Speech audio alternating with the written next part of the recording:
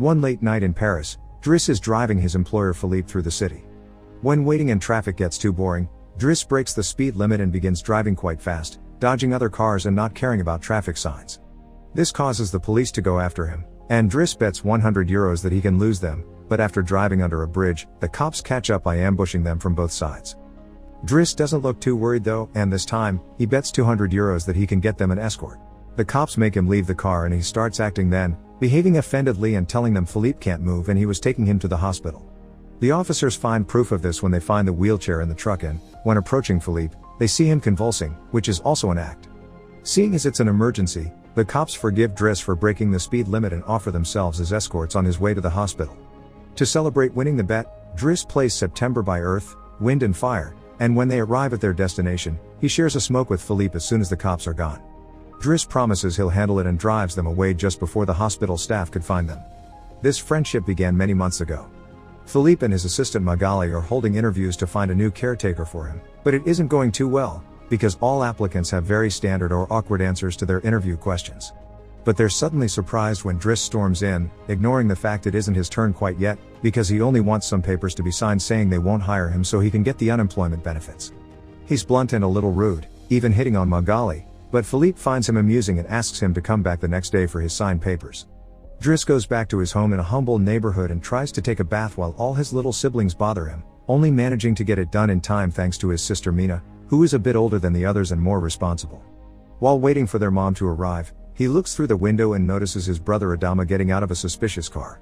When the boy enters the apartment, he just says he was at school and leaves again after grabbing his bag, causing Driss to be even more sure that he's up to something. In the evening, his mom arrives, and he gives him a Fabergé egg he stole and tells her he's been away on vacation when she asks. She isn't happy to see him though, because he disappeared for 6 months and never called, and now he's shown up out of nowhere as if her home was a hotel. As she's absolutely done with all his lies and she has other children she has to take care of, she kicks him out and tells him not to come back. Driss spends the night having a smoke and some snacks with some neighborhood friends. The next day, Driss goes back to Philippe's house for his papers, and he's received by the housekeeper Yvonne, who shows him around the place and tells him about Philippe's daily routine. She also shows him the room he would get for himself with his very own bathroom.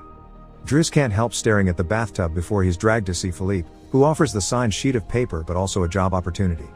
Driss accepts the 1-month trial, and Philippe tells him he bets he won't last 2 weeks. After bringing his things to his room, Driss is taught how to take care of Philippe.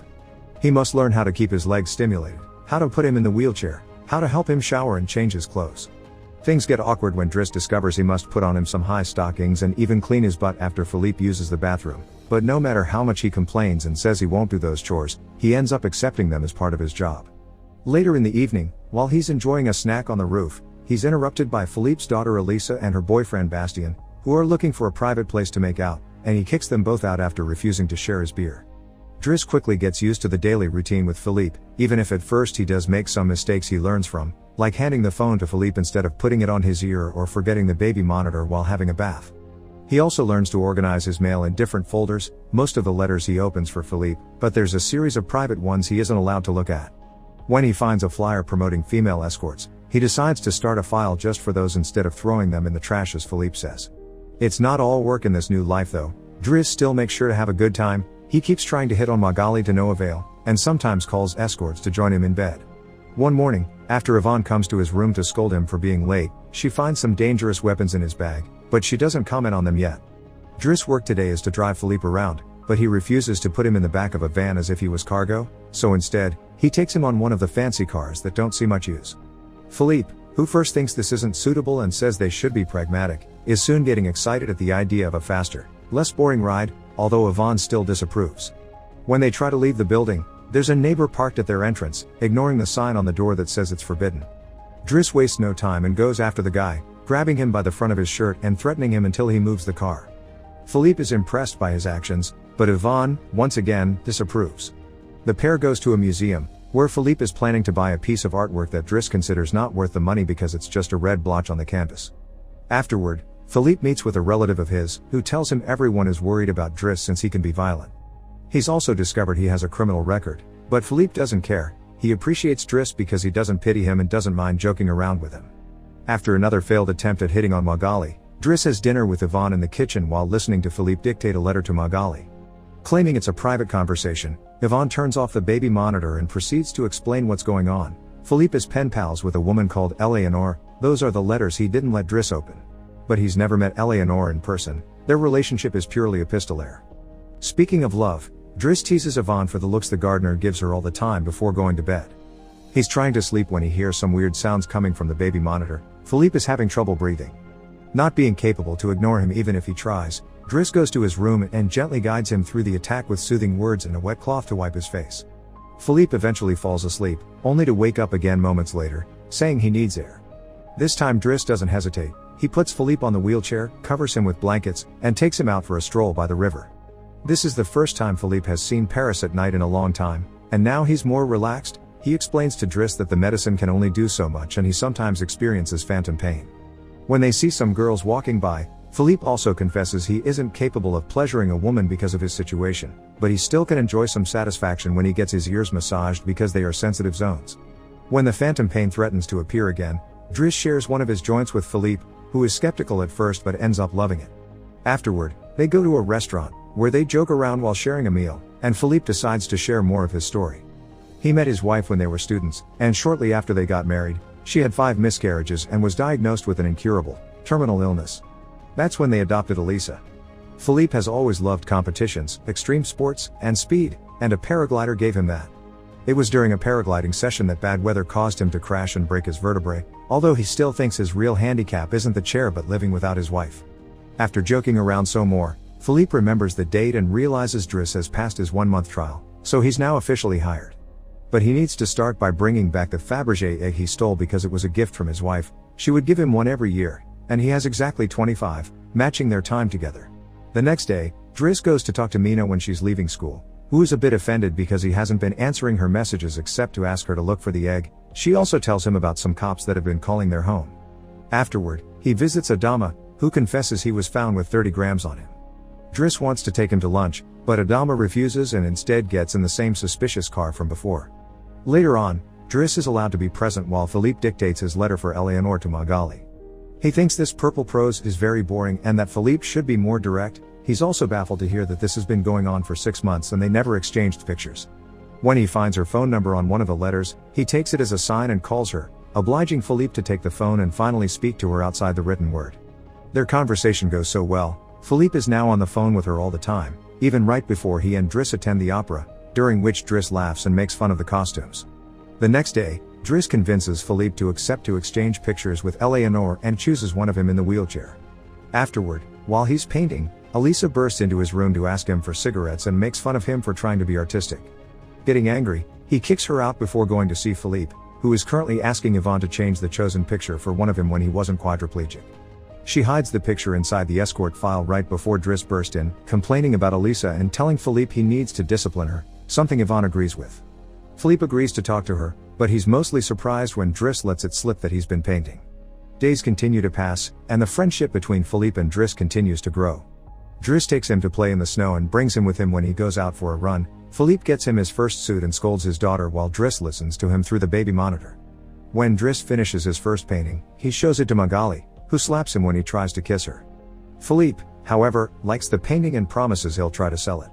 The two of them have a great time with each other, enjoying things like getting a faster car, sharing joints, and even hiring escorts together. When Philippe's birthday comes, he isn't very excited about it. Every year, he pretends to be surprised that they're throwing a party and has to meet with all these relatives that only come to see him on the date to check he's still alive. Philippe says it'll all be rather boring. While he and the guests enjoy some live classical music, Driss searches for Elisa, who is crying in her room after having taken some of Yvonne's pills, which won't kill her as she expected. The reason why she's sad is that Bastien broke up with her and called her a tart, so she asks Driss to talk to the boy, which he accepts to do for a price. Meanwhile, Philippe is showing Driss painting to his relative and manages to convince him to buy it for 11,000 euros. Driss goes back to the dining room and chats with Yvonne, who tells him Magali is in a relationship with someone named Fred, but things are rather rocky at the moment, giving Driss hope. As the party begins to die down, Philippe makes Driss listen to some of the most important songs in classical music history, but he could only joke in response. After the band is done, he brings his iPod and plays Boogie Wonderland by Earth, Wind and Fire before he starts dancing right in the middle of the floor. He's an incredible dancer and he even convinces the rest of the party to join him and dance with him, which Philippe enjoys watching. Later, when putting Philippe to bed, Driss opens Eleanor's latest letter to him. She sent her picture, showing she's rather pretty, and is telling him they should meet next week when she visits Paris. When the day of the date comes, Yvonne and Driss put Philippe through dozens of outfits until they find the perfect one. And since it's Yvonne the one that will take Philippe to the date, Driss uses his day off to visit Bastien and threatens him until the boy accepts to apologize to Eliza and to bring her croissants every day. He also asks him to fix his hair. Afterward, he visits his mother at work, but only to watch her from afar. At the restaurant, Yvonne and Philippe are waiting for Eleanor, who is very late. After waiting for an hour, Philippe gives up, calls Driss to ask him to take him away, and then leaves the restaurant without noticing Eleanor is arriving at the same time. That same night, Philippe takes Driss with him in his private plane and gives him the money he got for selling the picture, making him immeasurably happy. They make it to the countryside the next morning, and Philippe decides to go paragliding, dragging Driss with him as well. Driss doesn't want anything to do with it, but after initially freaking out, he ends up enjoying the experience. When they return home, Adama is there waiting for Driss and gets scolded when he sees the scars on his face. Adama will still not tell Driss what's happening in his life though, so Driss makes him wait in his room while he calls Mina to tell her not to worry and goes to put Philippe to bed. Philippe, however, isn't sleepy yet. After making Driss look at a painting with him, he asks him about his family, which Driss at first doesn't want to talk about but eventually gives in. It turns out Adama technically isn't his brother and his parents aren't actually his parents, they're his aunt and uncle.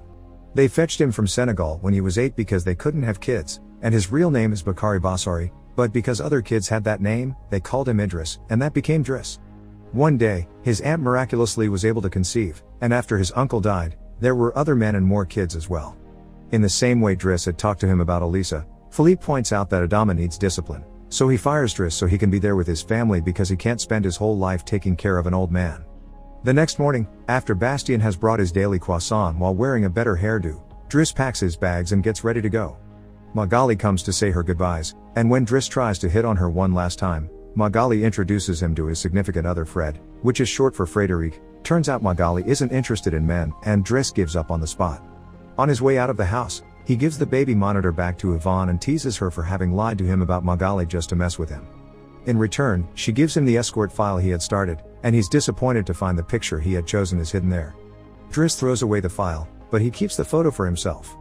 Once outside, he finds a car once again blocking the entrance, so he asks him to move away even if he doesn't work there anymore. When Adama calls him out for it, Driss says it's a matter of principle. A few hours later, the two brothers go pick up their mother at the station while back at the house. Philippe is having his first dinner together with his new caretaker, who is stuffy and boring, and Philippe decides to leave him without even having a bite. Since Yvonne is out on a date with the gardener, nobody is there to scold him for it. As days pass, Driss goes back to his old life. He hangs out with his old friends again and tells the guys from the suspicious car not to bother Adama anymore. When he goes to an interview he doesn't have enough experience for, he manages to win over the employer by calling himself pragmatic and using all the art knowledge he acquired while working for Philippe. This lands him a job as a driver. Philippe continues to dislike his new caretaker and is in a constant bad mood. One night, he refuses anyone in the house to help him with his phantom pain, so Yvonne calls Driss and asks him to come over. That's how they find themselves in the situation from the beginning, with the cops chasing after them first and escorting them to the hospital later. After that little adventure, Driss drives Philippe to the coast, and the sight of the sea helps Philippe calm down. Sometime later, Driss takes care of Philippe's overgrown beard before taking him to a restaurant for lunch, but he doesn't stay, because someone else will be making Philippe company today. Driss wishes him luck and finally gives him back his egg before leaving, and Philippe starts worrying about being alone until he sees who his date is, Eleanor, who is delighted to see him and doesn't mind the chair at all. The real Count Philippe Pozzo di Borgo now lives in Morocco. He has remarried and has 2 daughters. The real Driss, actually called Abdel Yasmin Selou, has his own firm and is also married with 3 children. The 2 men continue to be very close friends to this day.